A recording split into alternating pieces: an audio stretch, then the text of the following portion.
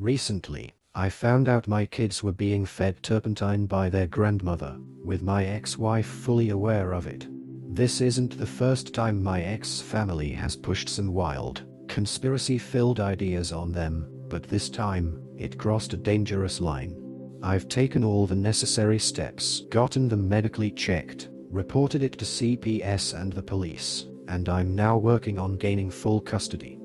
I found this out, like I do most things about life with their mother, through the kids, 7-year-old boy and 5-year-old girl, as communication has been pretty much non-existent between the ex and I since our split 6 years ago. Before anyone jumps to conclusions, no, I don't ever press my kids for information. I've worked very hard to establish an uninhibited, open, no topic is off limits type of relationship with my kids.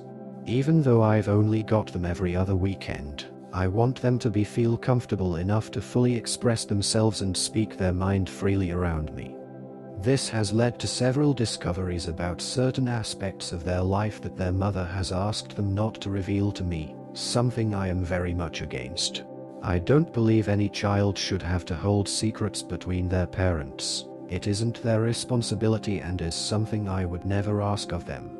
That being said, they've come out with nuggets of wisdom such as we shouldn't be drinking tap water because the government puts chemicals in there that makes us docile and obedient. Santa isn't real but Jesus is, and the Bible is 100% fact, and most recently that the government says turpentine is poisonous but it is actually good for you. What the hell do I do here? If I speak to my ex about this, or even let slip that I know it's going on, she isn't going to have an honest conversation about it with me, and I fear that she'll just press the kids even harder to keep things from me. I don't want their heads filled with this rubbish, but I feel so powerless to stop this.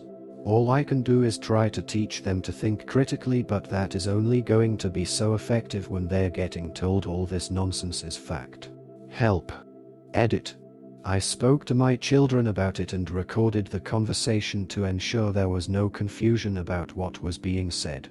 They were being fed a spoonful of turpentine every day by their nana for the past 4 weeks while they were all away on holidays, but there is zero chance my ex wasn't aware this was happening. Definitely turpentine. 100% pure gum turpentine, my boy said the bottle read. The distilled stuff, he said.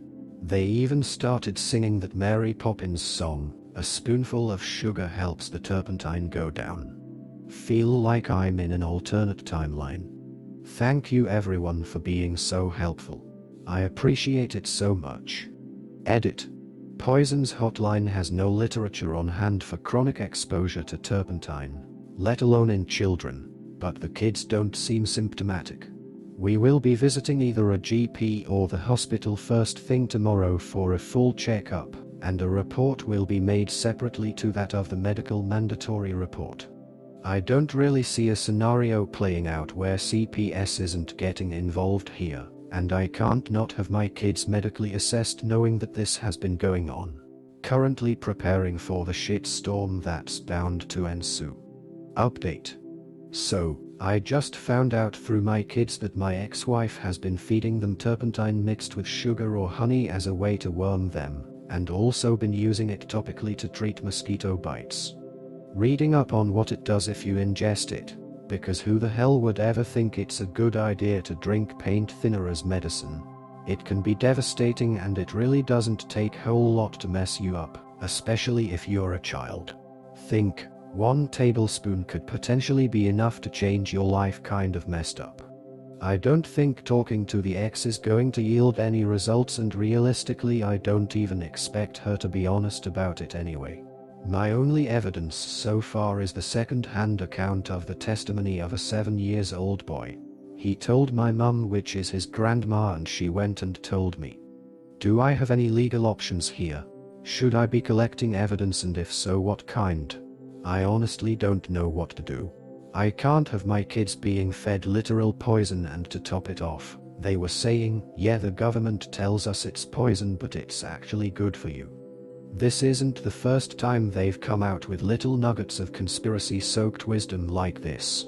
Tap water makes you docile and obedient sort of stuff. but this one is truly terrifying. They were meant to go back to their mother today, but I've got them in my care until next weekend due to an undisclosed emergency that my ex sprung on me about an hour ago. Never mind that I'm starting a new job tomorrow and wasn't prepared in any way to look after them for a week with no notice. But please, if anyone here can give me a few tips or pointers, I would be so grateful. I'm stressing pretty bad about this. I don't know what to do. Edit. I'm located in Victoria, Australia, if that makes any difference to the situation. Update. So for the last 4 or so weeks, my kids have been ingesting a spoonful of turpentine every day and been using it topically to treat mosquito bites. 100% gum turpentine, my boy said. The bottle read paint thinner. I've questioned them about it and I have zero doubt this was happening. Now I've wanted to book in for a tox screen and blood work, but would have to travel 2 hours to get it done, the only other option being police and CPS, both unfavorable options, or seeing a GP. What am I in for here? What damage would chronic ingestion of turpentine cause to children? What are the things I should look out for? Would terps even show up in a screen in such small volume? And if there's anyone here from Victoria, Australia, would a GP be able to help initiate a tox screen? Update on the situation. The kids have been medically assessed. They've had blood work done, testing for liver and kidney function, as well as any other abnormalities, and have undergone some minor testing.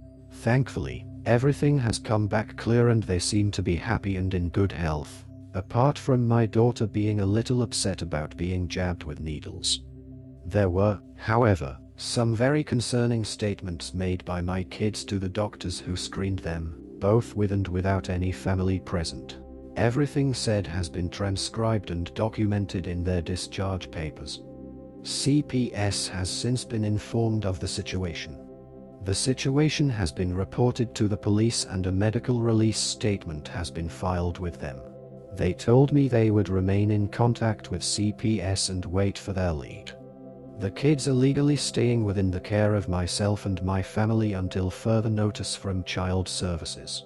At this point in time, I've had no contact with my ex since this all came about. I have a tip on a great family law legal representative whom I will contact in the very near future to discuss my steps moving forward, and about making a claim for primary custodial care. My family fully supports this decision and we are all still incredibly shocked about this whole scenario. I am on the verge of having an absolute meltdown, but things actually seem okay for now. My kids are safe.